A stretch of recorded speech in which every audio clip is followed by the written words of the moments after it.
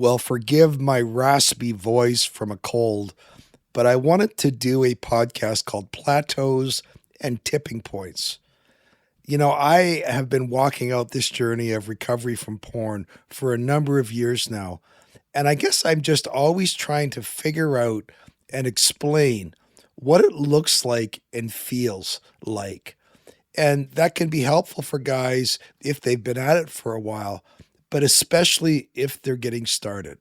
What's this going to look like and feel like over time? How is this going to play out? I guess what I'm just trying to do is make sense of my own journey in a way that hopefully helps you make sense of your journey in this thing.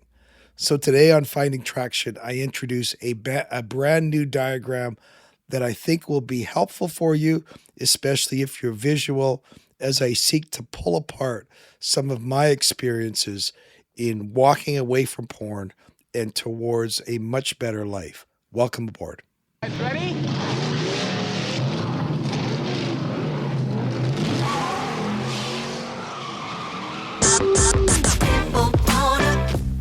When it comes to porn, are you stuck, spinning out, or slipping backwards in your life? If so, then welcome to the Finding Traction podcast, a show dedicated to those who are looking to gain recovery momentum away from porn and toward the life and relationships they have always hoped for. Now, here's your host, Vern Tomke.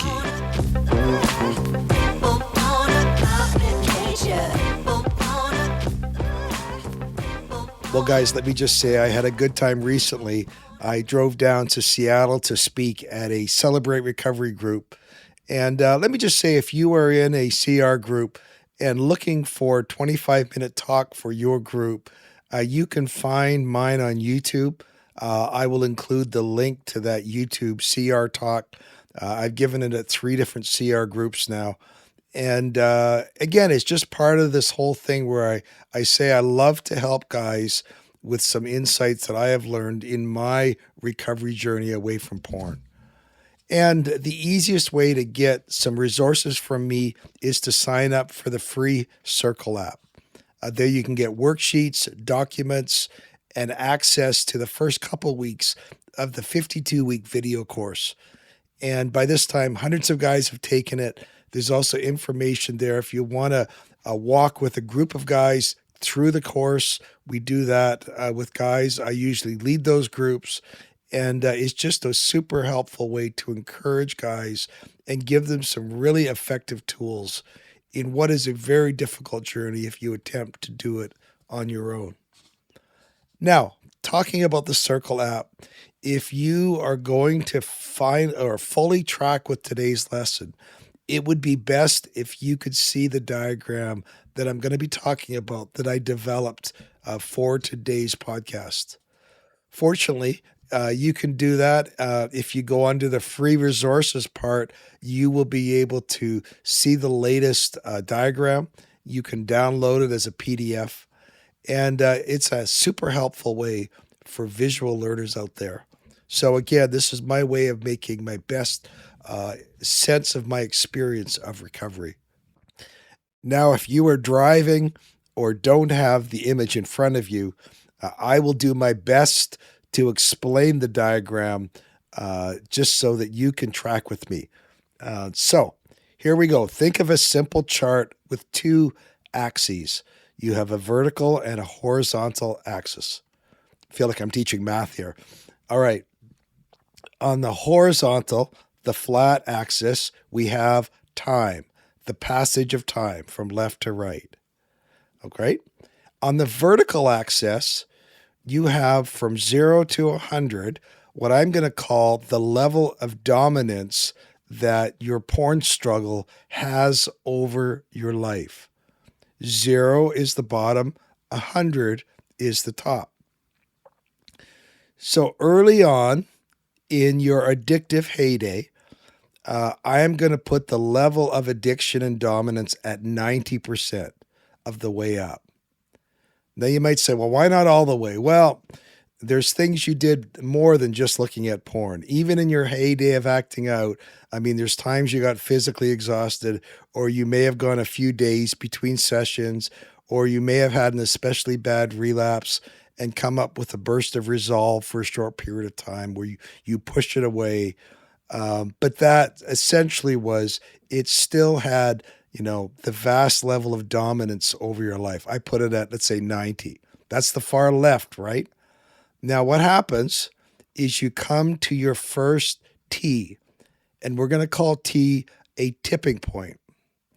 Now, it could be, tipping point could be some new awareness. For example, let's say you have a rock bottom experience. You get found out. You lose your job.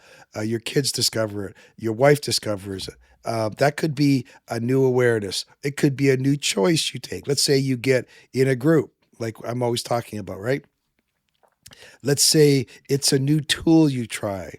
Maybe you add some tech boundaries, or you start using some version of filtering or accountability software. Or you start some new habits. Let's say you really focus in on a good morning routine. So what happens when you choose, some or a few of those things, you experience a bit of a tipping point. And at that point, the level of control or dominance that your compulsive behaviors have drops in your life, and you gain more control over your life. So let's say you have a tipping point and you go from 90% now down to, 75%. You've made strides. You're starting to regain parts of your life back. But here's where it gets interesting. Most guys think, well, that is going to keep going down, 75, 65, 55. But actually, as I work with guys, I realize that actually is not the case. What often happens is there's an initial tipping point, but then what happens is there becomes at some point a plateau. So when I use the word plateau, what I'm saying is at this point, what happens is there's been gains, but now it feels in one sense like you were stalled out.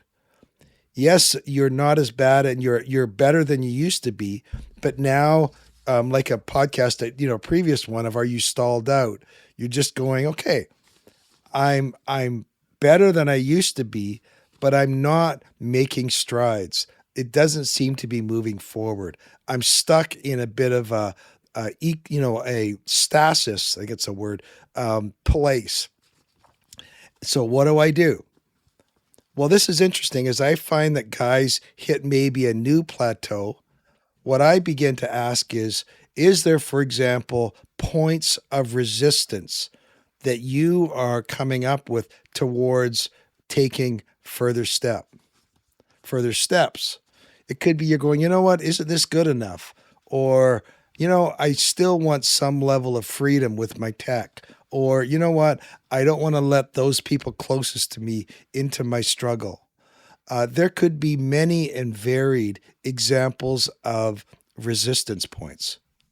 And as a coach, one of the things I do and I'm looking for is where guys are not meeting their goals, where they're stalled out, where they're in some sort of plateau, and what new tipping point is needed to take them further in their recovery. So let's say you now realize, okay, I'm in a plateau, so now I'm going to embrace some new experience, new tool, new habit in my life, new set of circumstances, boundaries in my life. And what happens when you do that and you press into that, you now experience another tipping point, which means your level of success goes up, which means your level of dominance that porn plays is now lower.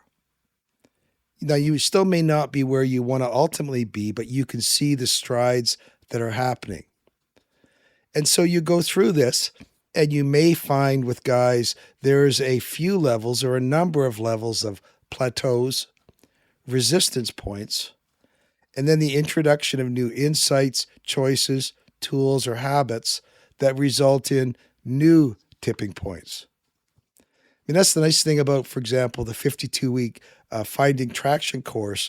It gives lots of opportunities for you to engage with new tipping points.